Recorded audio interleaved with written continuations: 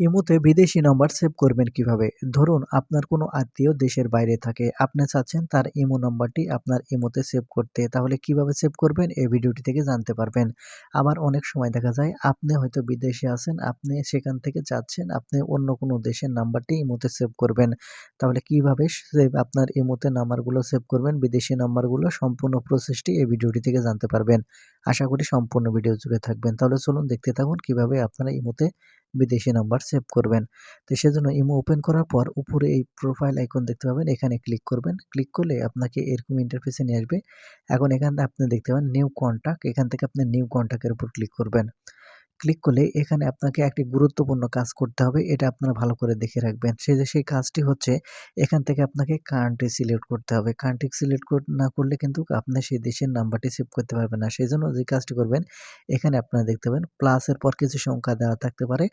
আপনি যে কাজটি করবেন এই অপশনের উপর ক্লিক করবেন। তাহলে এখানে আপনারা দেখতে পাবেন বিভিন্ন দেশের নাম। আপনি যে দেশের নাম্বারটি সেভ করতে চাচ্ছেন, সেই দেশের নামটি এখান থেকে আপনারা খুঁজে বের করবেন। সেই দেশের নাম খুঁজে বের করার পর প্রথমে সেই দেশের নামটি এখান থেকে আপনি সিলেক্ট করবেন।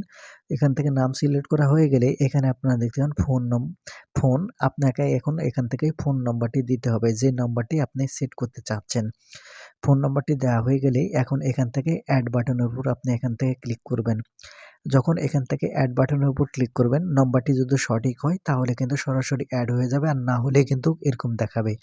এখন যদি এরকম দেখায় তাহলে এটা কিভাবে আপনারা সমাধান করবেন এবং করতে পারেন সেই প্রসেসটি আমি এই ভিডিওটিতে এখন আমি আপনাদের দেখাবো। তাহলে চলুন এই সমস্যা হলে কিভাবে এটার সমাধান করবেন। তো সেজন্য আপনারা যে কাজটি করবেন, এখান থেকে আপনাদের ইমোর প্রোফাইলটি ওপেন করে নেবেন।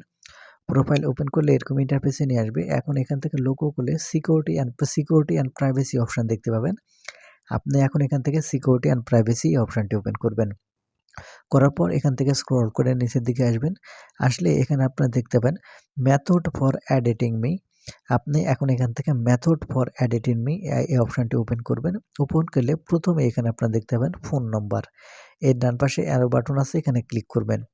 ক্লিক করার পর আপনাদের শুধু এখান থেকে এই মিডিলের এই অপশান অথবা এখান থেকে নট অ্যালাউড এই অপশান যদি সিলেক্ট করা থাকে তাহলে কিন্তু ইমোতে নাম্বার সেভ হবে না। আপনার ইমোতে এবং যার ইমোতে আপনি নাম্বার সেভ করতে চাচ্ছেন তাদের ২ জনের ইমোতেই এখান থেকে প্রথম যে অপশানটা আছে এই ২ অপশানটি সিলেক্ট থাকতে প্রথম এই অপশানটি সিলেক্ট থাকতে হবে। অর্থাৎ আপনার ইমোতেও প্রথম অপশান সিলেক্ট থাকতে হবে, যার ইমোতে আপনি যার ইমো নাম্বার আপনি সেট করতে চাচ্ছেন তার ইমোতেও এই প্রথম অপশানটি সেট করতে হবে। তাহলেই কিন্তু আপনি করতে পারবেন। যাই হোক, এখান থেকে প্রথম এই অপশানটি সিলেক্ট করা থাকলে তারপরে এখান থেকে আপনারা আবারও এখানে চলে আসবেন। আসার পর এখান থেকে আপনাদের কান্ট্রি সিলেক্ট করার পর ফোন নম্বর দিয়ে দিবেন। এখান থেকে সঠিক ফোন নম্বর দিয়ে অ্যাড বাটনের উপর ক্লিক করবেন। সাথে, সাথে দেখবেন ইমোতে অ্যাড হয়ে যাবে। তো বন্ধুরা, এই ছিল আজকের ভিডিওটি।